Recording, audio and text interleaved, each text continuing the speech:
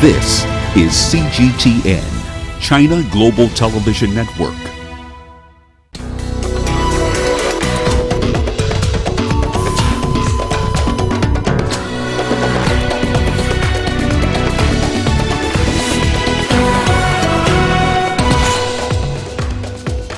South Africa's ANC party set to win national vote, results show. Aid organisations call for Europe to do more to prevent drownings at sea. And head of trade team says China will not compromise on principles. Hello and welcome to CGTN. This is Africa Live and I'm Karen Roberts in Nairobi. Also coming up in the programme. In business, experts looking for economic prospects on South Africa's election outcome. And in sport, Nigeria's Paralympic team hoping to impress in Morocco next year. We start in South Africa, where over 90% of district votes have been counted. The ruling African National Congress Party is leading with around 57% of the vote. The country's parliamentary and provincial elections took place on May the 8th. This could mark the ANC's worst performance since its founding. For the past 25 years, the ANC has held a majority of over 60% in post-apartheid South Africa. While party officials acknowledged the decline in support, they called the results strong enough. The voter turnout of 65% was much lower than the 73% of 2014. Corruption, as well as racial inequality, has caused frustration among voters. Well, CGTN's Angelo Coppola now joins us from the IEC headquarters in Pretoria to break down the numbers for us. Angelo, what is the latest you have there? Well, Karen, what we have right now is a 99.97% voter verification completed, which means there are probably around 100 or so voting stations left, the smaller ones in the Gauteng province, which takes up about 25% of the entire voting population of the country. So those are hanging around, waiting to be processed. As it stands right now, in terms of the numbers, we have the ANC at around 10 million votes, the DA at around 3.8 million votes, EFF at 1.8, and then the smaller parties, the IFP, come in at around 587,000, the Freedom Front at 414,000, and the ACDP at around 146,000. There were 235,000 spoilt votes, which is quite a large number in percentage terms compared to the 17-odd million 400,000 people who voted. So it's a fairly high number. It does show a bit of displeasure, but as it is right now here at the ROC, which is the reporting operations center, people are starting to come in now, get settled down as we wait for the final 0.3% to come through so we can actually close this off and wait for the official announcement later. Karen? Well, the ANC, as you've been saying, it holds a commanding lead with over 90% of the voting districts counted, but with a decline in support. How worrying do you think this is to them? Well, the analysts we've spoken to have said this is very important, although that majority has dropped from 62% down to 57%. At least Cyril Ramaphosa now has a mandate. You'll recall, of course, that he replaced Jacob Zuma, so there wasn't an election process involved there, and he didn't have popular support of any nature. And he's been on a campaign trail since he got into power, took over that position over a year and a half ago. So this is a mandate, although a reduced one, but it does give Ramaphosa the opportunity now to put those promises he made into effect last year, and those promises include reducing the size of the cabinet and also maybe cleaning up his cabinet and making sure that those people who have been implicated in state capture or other nefarious activities are actually excluded from his cabinet. He's also promised to reduce the size of the cabinet and the government departments.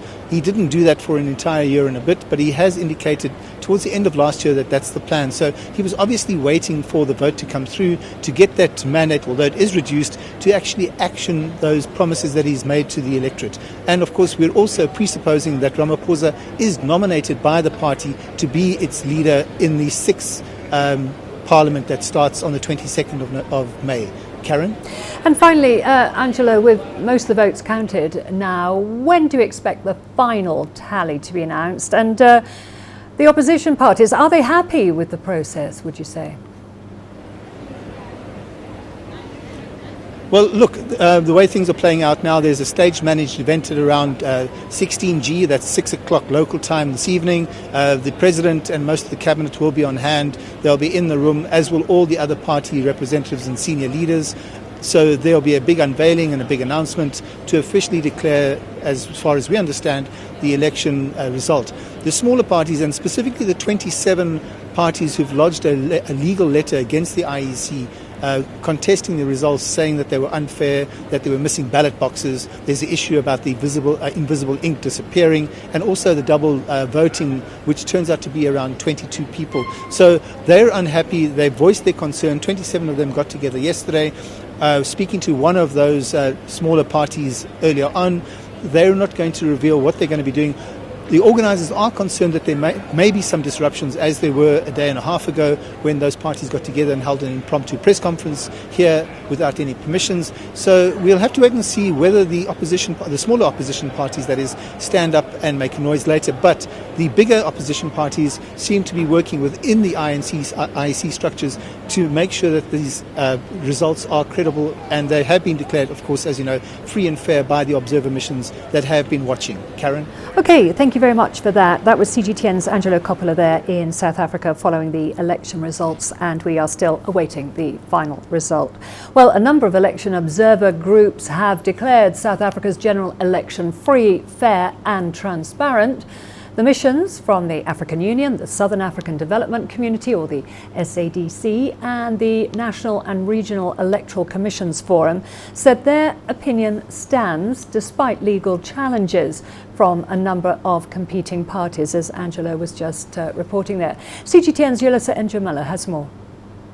The election observers have praised the South African electoral process. They say the IEC volunteers were professional and the voting process smooth. The observers went around the country to varying voting stations to ensure that the voting process was indeed free and fair. And they gave the process thumbs up. This is in spite of the fact that the elections are currently being challenged by a number of contesting smaller political parties. We had a committed IC commission and its executive team. They worked tirelessly to ensure that they deliver these elections. And I think as a country, we should express our gratitude to the IEC for the work that they did. Despite all this, the 2019 elections is okay. It has been conducted freely and fairly, and our conclusion is that whatever results that are come out, they reflect the will of the people. A number of smaller political parties have signed a statement denouncing the elections. They plan to go to court to challenge the outcome of the national general election. Observers actually welcomed the fact that smaller parties are in dispute and plan to take their grievances to court. The observers believe that South Africa's democracy has come of age. They say this means not every election will always be run smoothly. However, they emphasize the fact that credibility of the elections remains key, and perhaps technology needs to play a bigger role in the process than it already does. We have seen enough to indicate that while the integrity of the 2019 general election overall is secure, nonetheless the election process has areas of vulnerability, and that moving forward we need to work what needs to be done to make the system more robust. And there's no doubt that we might want to put in more technology, beef up this with more technology. We'll be making recommendations in this regard to the IEC directly. The official announcement ceremony of the national general elections will be announced on Saturday evening. Yolisa Njumala for CGTN at the National Results Operations Center in Pretoria, South Africa. The United Nations Security Council has expressed deep concern over the instability and the worsening humanitarian situation in Libya. The Council is calling for a political solution to avoid further escalation and has urged all parties to return to United Nations political mediation and to commit to a ceasefire. Meanwhile, Libya's internationally recognized government is urging US President Donald Trump to stop foreign support for his month-long offensive on the capital, Tripoli. The United Nations Security Council is deeply concerned about the instability in Tripoli and worsening humanitarian situation, which is endangering the lives of innocent civilians and threatens the prospect for a political solution. Lasting peace and stability in Libya will come only through a political solution. The UN Security Council supports the effort of UN Special Representative Ghassan Salameh and the UN support mission in Libya to help avoid further escalation. The Security Council calls for all parties rapidly to return to United Nations political mediation and to commit to a ceasefire and the escalation to help mediation succeed. Thank you so much. CGTN's Adel El Mahrouhi joins us now from Cairo for more on the story. What is the latest in Libya you have there? Well, the battle over Tripoli continues, and it seems that whenever there is some sort of a progress for the eastern forces led by Khalifa Haftar, the GNA forces try to push them back. So it is an ongoing process of advancement and defending the Libyan capital, Tripoli. But as the war over Tripoli continues, the number of casualties increase. There is now a concern over the health conditions inside the Libyan capital as the war is standing against the progress and development and even the maintenance of the main water supplies and sewers, which in return would lead into disease. Overall, it doesn't seem that there is much progress on the ground. However, the battle has shifted to the international community. As you've mentioned earlier, Faiz Sarraj is starting to call for international powers to intervene and manage to stop Haftar forces' attack and offensive over Tripoli, while Haftar still enjoys support from major regional players like Egypt, Saudi Arabia and UAE. Just 2 days ago, he was here in Cairo meeting with the Egyptian President Abdel Fattah al-Sisi, who renewed support for Haftar's campaign against militias and against terrorists. Well, Libya's internationally recognized government has urged President Trump to stop his foreign support for Khalifa Haftar's month-long offensive on the capital, Tripoli. Is Trump likely to heed this request? Well, Trump is very pragmatic when it comes to the Middle East, and even his call to Khalifa Haftar that took place more than 10 days ago, it was an indication that he is starting to listen and take the side that Egypt supports. Egypt has been a very clear supporter to Haftar, and the White House's call to Haftar was an indication of that kind of support. There is a move also from France that is tending to support less the Western government recognized by the United Nations and move to a bit of more supporting Haftar. There is a call for an immediate unconditional ceasefire, which Faiz Sarraj, the head of the Western government, has refused.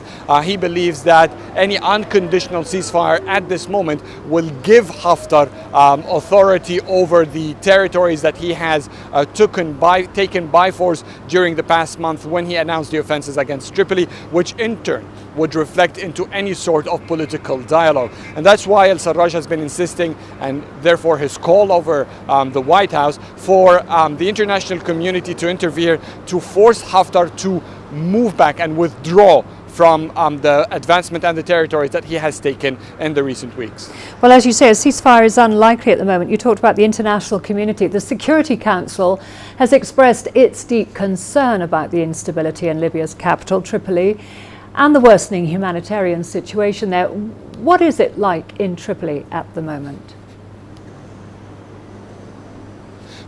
Well, there's a deficit of $4.7 million in healthcare and assistance and aid that the United Nations need immediately to assist the civilians in Tripoli. It has called for about $5.5 million in quick aid and supplies to cover for the deficit and make sure that there is medical supplies and healthcare provided to the civilians who are injured by these ongoing clashes. The United Nations called everyone to resort to the mediation efforts that it has been leading, but no one is getting any response or giving the United Nations any response after the United Nations called for an entire month of a ceasefire during the Muslims' holy month of Ramadan, which is ongoing right now.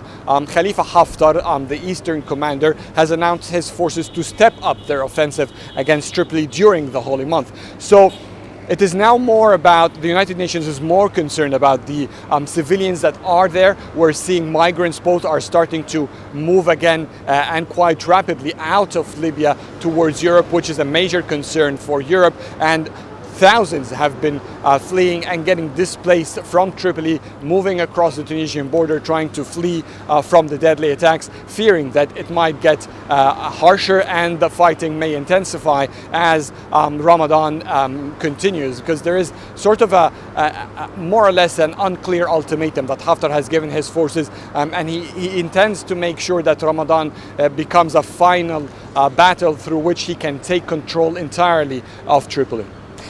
Okay, Adel, thank you. That was CGTN's Adel El Mahrouhi on the situation in Libya. Moving on to other news, at least 65 migrants have drowned crossing the Mediterranean Sea. This happened on Friday. The migrants were attempting to reach Europe. Aid agencies are calling for European states to do more to prevent deaths in the Mediterranean. Humanitarian groups are calling for European states to do more to prevent migrants dying on the Mediterranean crossing.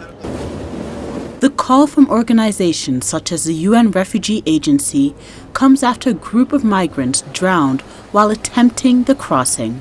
It's all of us Europeans' responsibility to avoid this mass hemorrhage of human lives in the Mediterranean.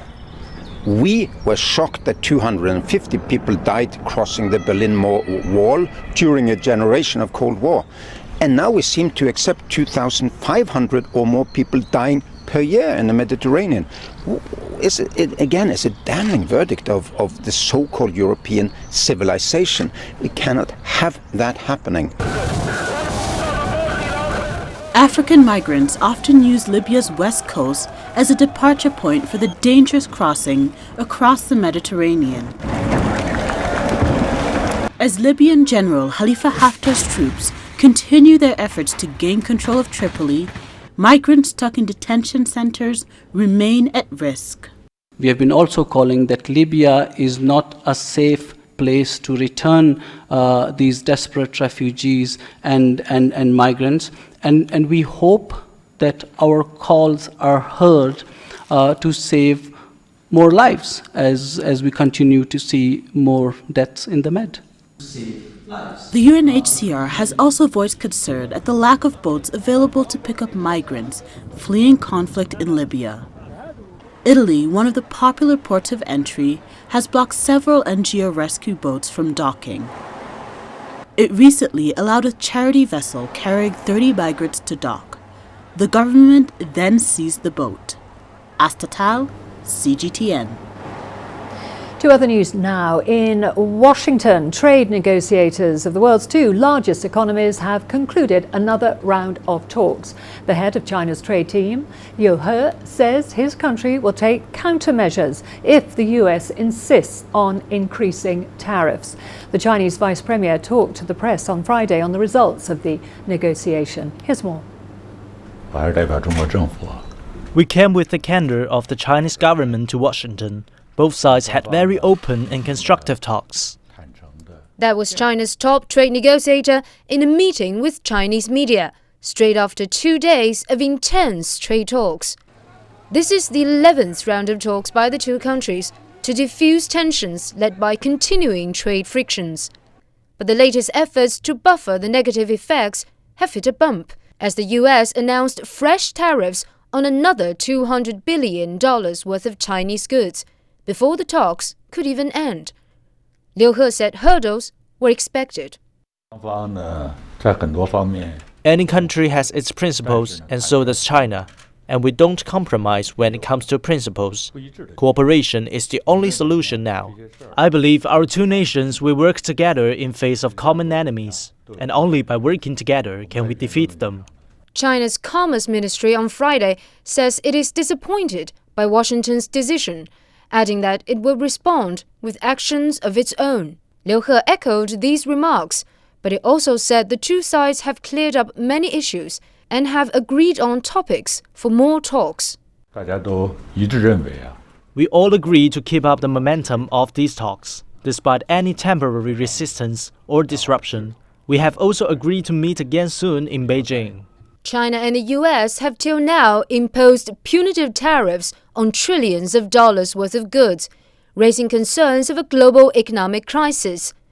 Liu said China does not wish to see further escalations, but if that's what happens, the Chinese economy is strong and healthy enough to endure, even if under pressure. So long as we have confidence in ourselves, we will not fear any difficulty. Challenges can be good for a great country's development. Liu He said negotiators have begun drafting an agreement, and that China hopes the resulting document treats both sides equally. Ma Ke, CGTN. Well, we are going to a short break now. Don't go away. Lots more to come, including UN, AU, IGAD delegations promote revitalised peace agreement in South Sudan. And Nigeria's Buhari meets security chiefs amid rising criminal cases. Too many young people are dying on our streets. We have to stand up together, do something by ourselves.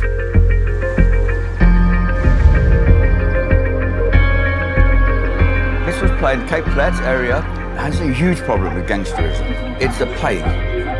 They are the ones that normally shoot to kill in our communities and keep our communities hostage. The gangs don't have any respect for the police. You see the police, they shoot at you, you understand?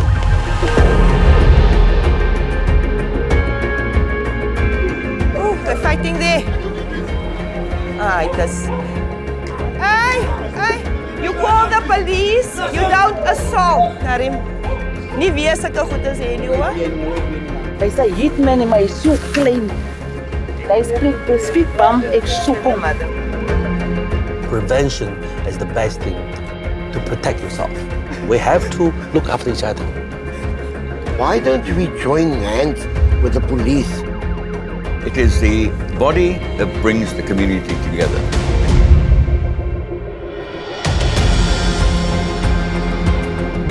We've had more murders in this financial year than we've ever had before. If CPFs didn't exist, they'll have to be invented. At the age of 8, I killed 2 guys. I shot them through the head. I think we can make a change. We can make a difference. We have to raise our voice on the CPF meeting. Otherwise, nobody knows what's happening.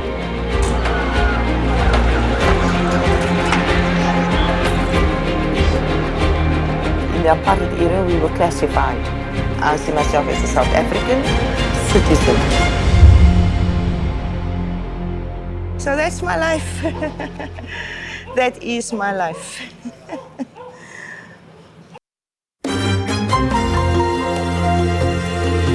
Africa Live.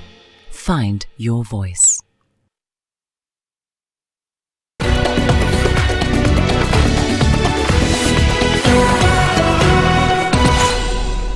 France has freed 4 foreign hostages in the West African country of Burkina Faso. Special naval forces launched the operation to rescue 2 French tourists who were kidnapped in neighbouring Benin earlier this month. During the raid, 2 French soldiers and 4 kidnappers were killed. Our correspondent Stefan de Vries in Paris has more.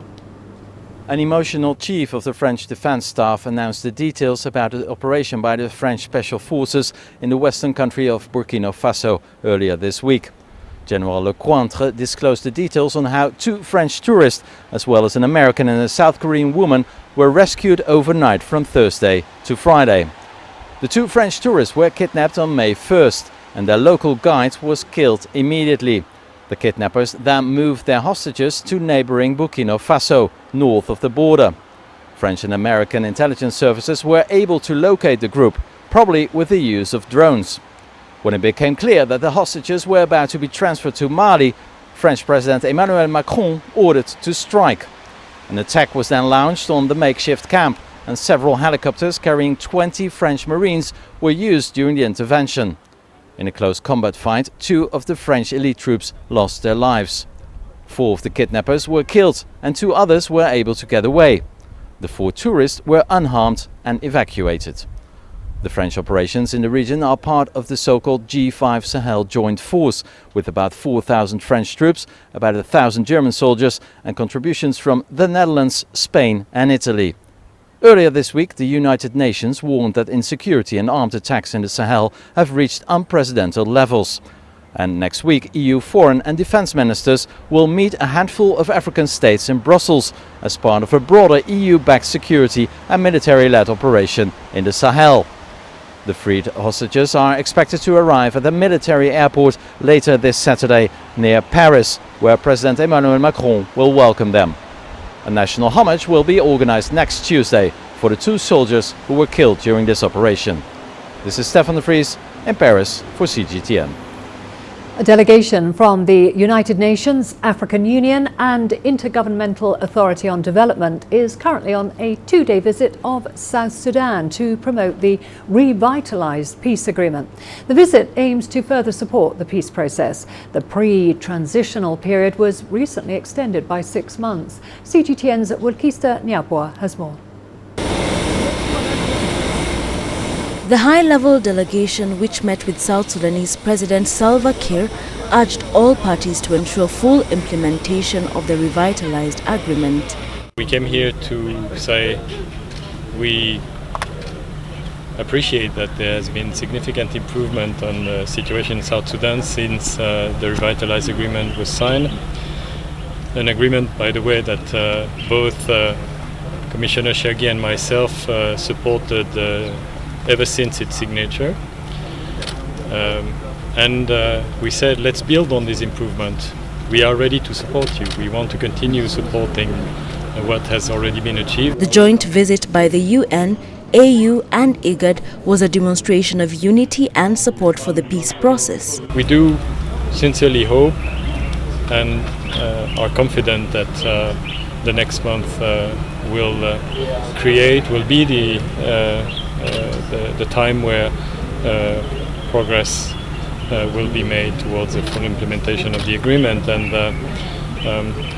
we also believe that every step is beneficial to the South Sudanese population. As was said before, we appreciate that humanitarian access is easier. We also are reminded that it's still a very difficult humanitarian situation. The visit follows endorsement by the IGAD Council of Ministers to extend the pre-transitional period for 6 months. It is the right time to be here. As we know now, it's the end of the pre-transitional period, and we have to capitalize on the energy and engagement shown by the political parties of South Sudan, agreeing to extend the pre-transitional period for a period of, again, 6 months.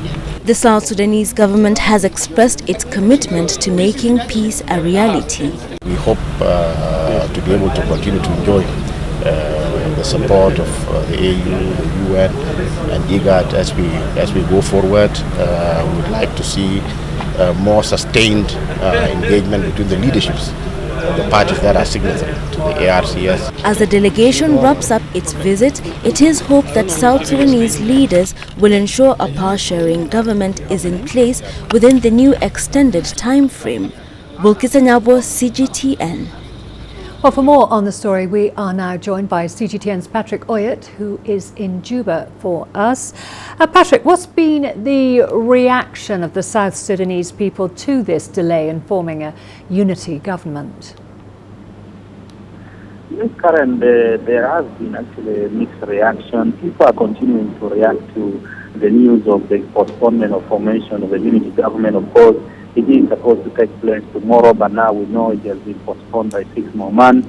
And some people are saying that the government should actually be formed now, and then the security sector reform should be carried out by the unity government, because the reason for delayment in forming this unity government is because the opposition parties majorly are saying the security sector is not yet reformed, and therefore they cannot come to Juba and therefore facilitate formation of the unity government. Now, there are people who are saying, you come to Juba, form a unity government and stop fighting as parties, allow refugees who are in the camp to return home, allow people who are in displaced camps to return home, and start building institutions in the country. But also there are people who are agreeing to this issue of the extension of the period for formation of the government by 6 months. Some are saying the security sector is very much important. It needs really to be reformed, because many of them still have fresh memories of what happened in 2016 when opposition leader Riek Machar returned in April 2016. Immediately in July, fighting broke out in Juba between forces of Riek Machar and, of course, President Salva Kiir. It led to a lot of death, and it led to actually partial collapse of that peace deal of 2015. So others are saying, first of all, let the security sector be reformed, and then the parties, therefore, form a unity government. But also, there are more concerns, because some people say, okay, you have failed to reform the security sector in 8 months, so what are you going to do in 6 months? So that is the situation here. We still have mixed reaction on this delay in forming the unity government, Karen. Okay, thank you very much for that update. That was CGTN's Patrick Oyet there for us in Juba in South Sudan. Nigeria's President Muhammadu Buhari has met with his security chiefs for the second time in a week. This comes amidst rising cases of kidnappings and attacks by armed gangs. Police records show that there were more than 600 kidnappings between January and April this year. CGTN's Kelechi Emekalam has more. Nigeria's security chiefs arrived at the presidential villa for a crucial meeting with President Muhammadu Buhari. It's the second this week. Top on the agenda is putting an end to a spate of kidnappings and attacks by gunmen. Most hit is the northwest Zamfara state and River State in the oil-rich Niger Delta region. Altogether, kidnappings for ransom have been reported in 25 states. Thousands have been displaced in Zamfara by gunmen. And some residents in the state have asked the president to declare a state of emergency. Frequently targeted by kidnappers are foreign nationals and prominent Nigerians, their latest victim being the president's in-law, kidnapped from his home in Katsina State. With particular emphasis on the proliferation of small arms and what the various agencies are doing to curtail the consequences of these proliferations. I think he has also given directives that the agencies do much more to ensure that Nigerians go to bed and wake up feeling healthy and confident that their security is guaranteed. Following the meeting, the police has announced a raft of measures to curb kidnappings. Among those are the installation of CCTV cameras, the deployment of undercover operatives to uncover kidnappers' networks, and beefing up of mobile police units and anti-terrorism squad. The IG was directed also to ensure, and consequently various operations were set up, Puff Ada being one of such strategies. With the setting up of that operations, there had been a remarkable drop in the number of kidnappings. What normally would attract attention is when a key person in government or perhaps is kidnapped. But on the whole, the number of kidnappings has dropped, and generally I think the security situation is improving as well. From Boko Haram attacks to deadly clashes between herdsmen and farming communities, now a wave of kidnappings sweeping through more than half of the 36 states, and attacks by armed gangs have become Nigeria's most nagging security headache. President Buhari wants his security chiefs to tame them soonest. Kelechi Emekalam, CGTN, Abuja, Nigeria. All the business news coming up for you after the break, including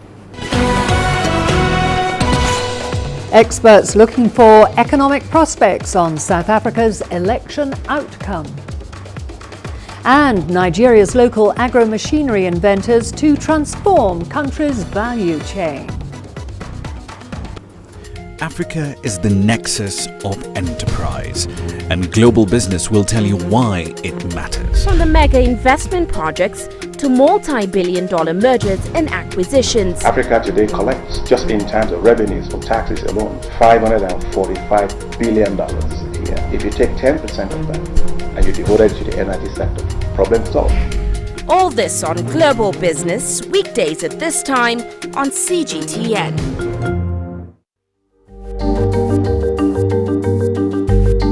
Africa Live. Find your voice.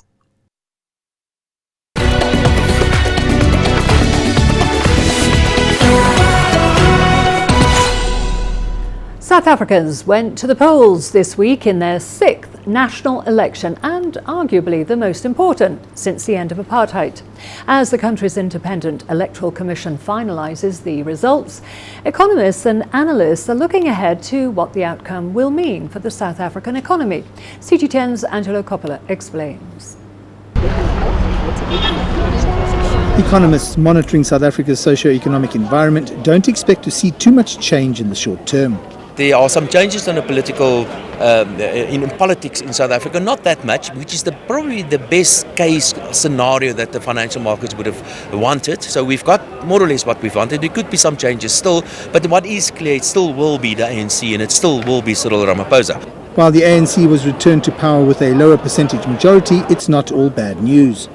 I think it is a more clear-cut mandate that Ramaphosa got out of it, and at least the ANC can go back and say our campaign was centred on cleaning up the ANC, promising good and responsible government. Markets will be watching what the new president will do about a new cabinet. Will it be a mixed cabinet in the sense of the good guys and the bad guys, or will it be a Cyril cabinet? And then, of course, after that, who's going to be the Minister of Finance and what kind of policies can we be looking forward to? And I'm afraid those policies are probably going to include a lot of very, very bad medicine. And the sooner the president does this, and the sooner he takes those very unpopular decisions, the better for him and the better for the South African economy. Analysts say that Ramaphosa was hamstrung by internal politics during his first short term in office. I think it should be able, the ANC under Cyril Ramaphosa, under this type of mandate, be able to move ahead more clearly than it had been in the past. Now that the elections are out of the way, it's time to get down to the brass tacks of actually building the economy and getting those people who are unemployed employed. I'm Angelo Coppola for CGTN in Tshwane, South Africa. Homegrown technology has been described as an invaluable resource in efforts to promote agriculture development in Nigeria. Its local agricultural equipment manufacturers are reducing machinery costs by custom building equipment. They hope their machinery will transform the country's agriculture value chain. CGTN's Samson Omali reports. Nigeria is import dependent on agricultural equipment and technology. But in Jos, the Plateau State capital, 24-year-old Jerry Malo is trying to change all of that. He is producing high-quality, functional and more affordable agro-industrial equipment for farmers. I create interactive sessions with farmers where they tell me their problems, they tell me the challenges they are faced with. We come up with designs of machines and we manufacture these machines to their specifications.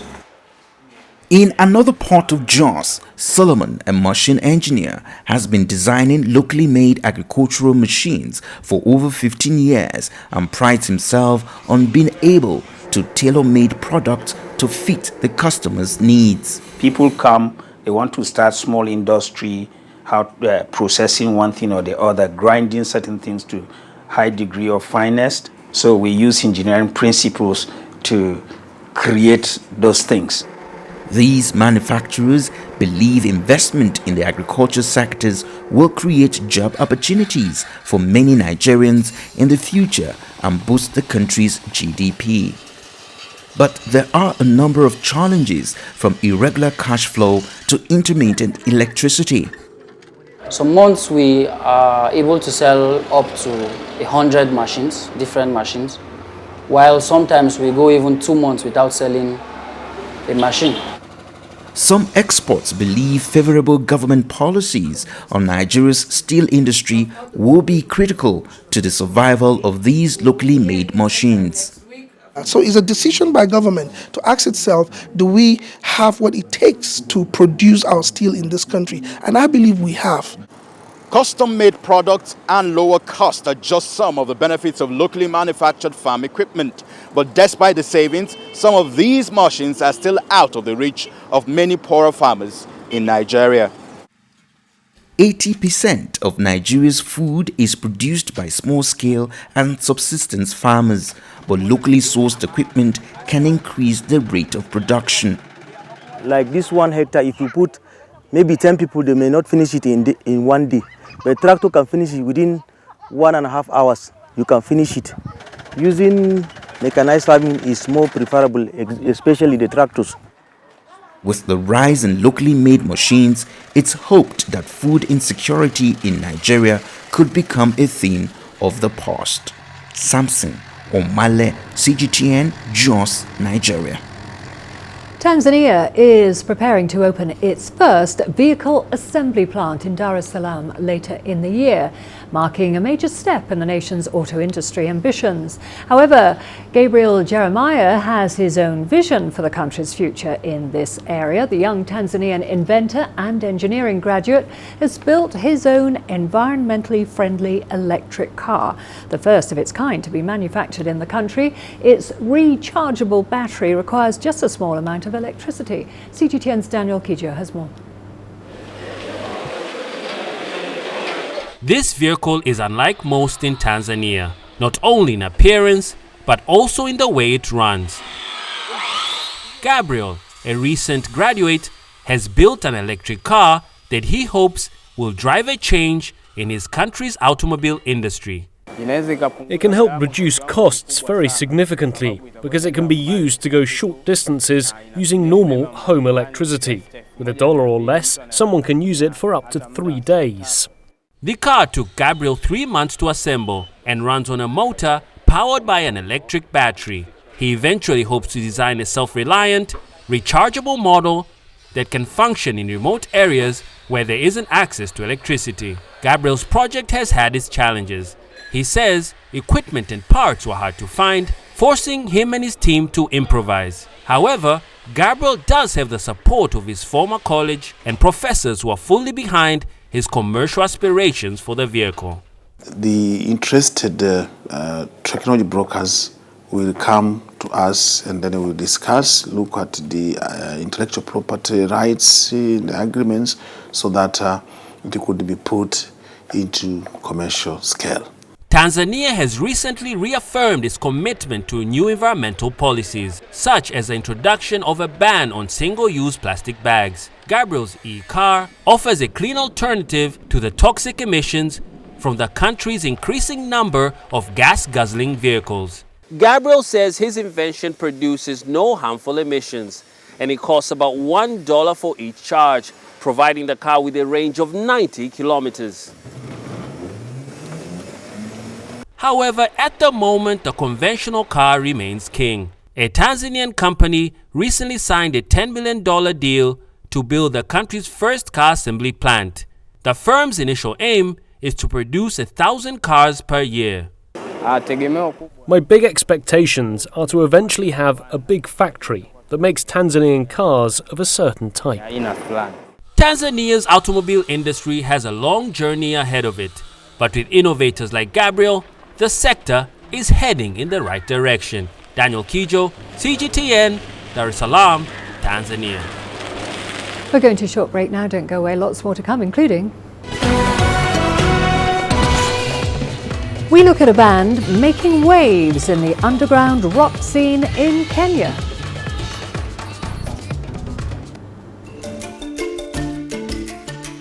Africa Live. Find your voice.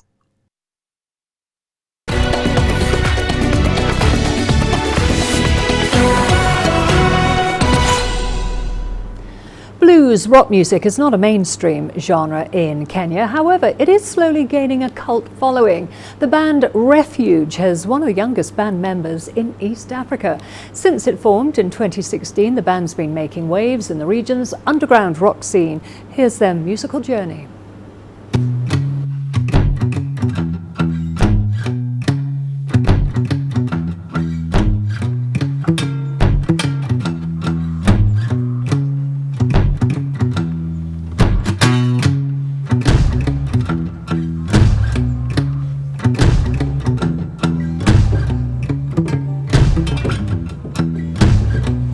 Silas. I'm Gabe. And I'm 14. I'm 15. Yeah, he's the eldest. I'm 14. I'm the tallest in the band. Second tallest. Sure, second tallest. Well, we're a blues rock, classic rock band based here in Kenya. And we love to play many genres such as blues, classic rock, and also many other things such as folk and a bit of country. Well, it's kind of a common musical interest in all of us. We like that kind of old 60s, 70s music. And I think what we're trying to do essentially is we're trying to create like a resurgence of that kind of classic rock blues. Yeah. I think it's just the type of music that all of us grew up listening to, with our parents just playing it around the house, so we kind of caught on. Patrick and I are siblings, right? So we basically grown up listening to the same kind of music. At first, say I didn't really care much about music, but once I joined Refuge, I really felt a connection with the music like Patrick and the rest of the band members did. Our idea of Refuge is like having we're our own band, kind of like. Yeah, they're not kind of different from like every music. We have like a wide range of music, so like very versatile. Like our age, I guess, is like unique, but we don't like to be seen as the kid band.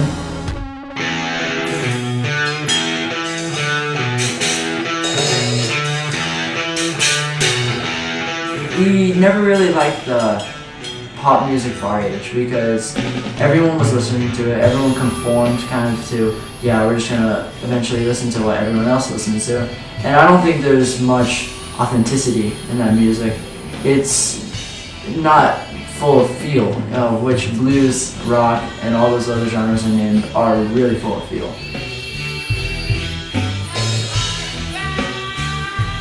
We're all very talented when it comes to blues, I would say. It's more fun. It's the most fun genre to play for us because it's a lot of We're all blues, Yeah, so it's and there's a lot of energy as well, so it's always fun to play blues.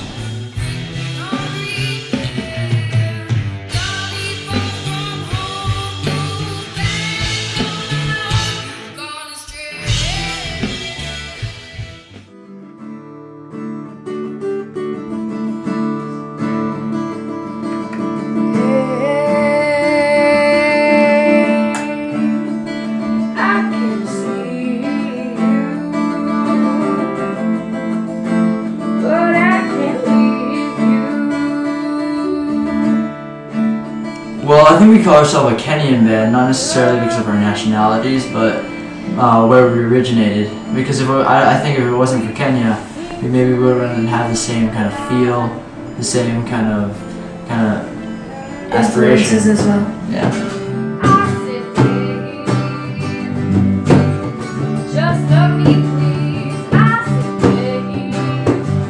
Me personally, I am from Kenya, but the rest of us, I think, even though most of us aren't from Kenya, we might just call it home.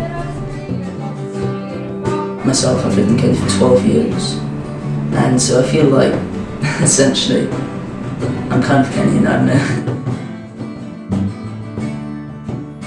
Whenever, if we were to move from Kenya, we'd always still like have a bit of Kenya, like that we take. It's true. So Kenya's like, Say it's where we grew up. Yeah.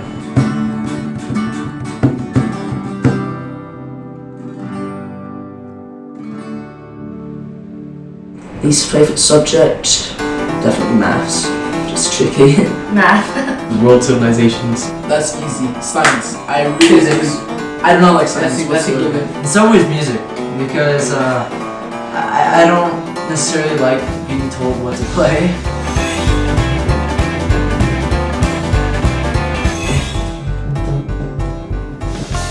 All the sports news coming up for you after the break, including Nigeria's Paralympic team hoping to impress in Morocco next year. Africa, where champions are made, records are broken, legends are born. We're there for every goal, for every knockout, for every step of the way. Match Point, only on CGTN.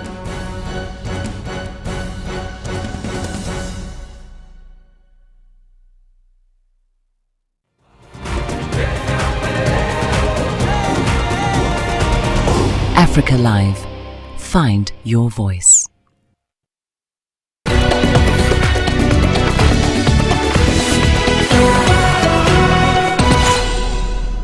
Nigeria's wheelchair athletes are already looking forward to the All-Africa Paralympic Games in 2020.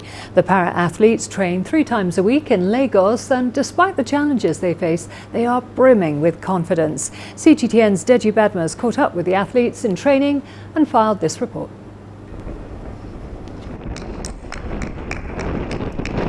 Putting in the hard work. These are some of the para-athletes that will be flying Nigeria's flag at the Maiden Africa Paralympic Games in Morocco next year. Adebayo Ojuwaye is one of the country's medal hopefuls in wheelchair racing. He and his colleagues have been training for months now in preparation for the big occasion. Their coach, Babatunde Kolawole, is not leaving anything to chance, putting them through their paces and driving them to bring out their best. With the Africa Paralympic Games set to hold separately from the main All-Africa Games, Nigeria is expected to field more para-sports for the Games.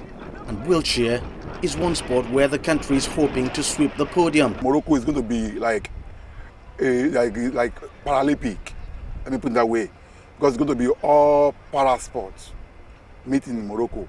And that will qualify more Africa athletes for 2020 in China. So we are working hard and prepare our team so we can achieve that. While the athletes are in high spirit and training hard, the team has one big challenge which could derail their entire effort at the end of the day. They do not have the officially recommended wheelchairs for the sport. I'm preparing hard to make Nigeria proud. If we can get good chairs, me and my colleagues, we bring medals from Nigeria, for Nigeria. The only way we can get it is for government to come to our help, to come and assist these sports. And we need all the private sectors also to come in and assist us. Because without them, we can't get this. All these athletes you see here, they will be in Paralympic 2020. And they will be Africa champion in next year in All Africa Game in Morocco. They're still passionately forging ahead with the training, hoping that somehow the wheelchairs they seek will eventually come before the tournament proper. Conditions are indeed far from perfect for these para-athletes, but then they've never been. Despite their challenges, they say they're determined to make the country proud in the All-Africa Games and the Paralympics coming up sometime next year in China. Deji Badmus, CGTN, Lagos, Nigeria. On to tennis now, where world number 2 Rafael Nadal has made it to the Madrid Open semi-final after a 6-1, 6-2 straight set defeat of Stan Wawrinka. Nadal won 56% of his return points to keep the 34-year-old from stepping into the court and exerting his powerful game. The Spaniard consistently attacked with his backhand to push Wawrinka back before using angles to open up the court and dictate play. A 5-time winner in Madrid, Nadal reached the semi-finals for the 11th time after Wawrinka's attempted backhand return hit the net. Yeah, sure. Well, have been a very positive match. Very happy the way that I played, and in general terms, have been a great performance. No, so happy. Have been an important moment for me, and I'm really happy to be through that this way. Elsewhere, Stefanos Tsitsipas shocked reigning Madrid Open champion Alexander Zverev 7-5, 3-6, 6-2 to reach the semi-final. Tsitsipas played a steady game to beat Zverev, who made 14 unforced errors in the opening set. Zverev roared back in the second, but double faulted twice, serving at 1-2 down in the decisive third, with Tsitsipas breaking and striking